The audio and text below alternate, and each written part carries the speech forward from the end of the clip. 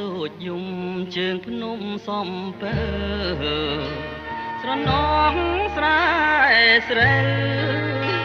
សួនច្បារដំណាំស្រណោះមលុបស្វាយឆ្លើយឆ្លងផ្ដែផ្ដាំឥឡូវស្នេហ៍កម្មហើយយើងបែកគ្នា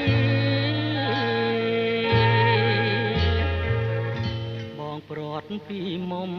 ទាំងយំស្រណងអ្វីអ្វីទាំងអងព្រាត់ព្រោះកម្មពី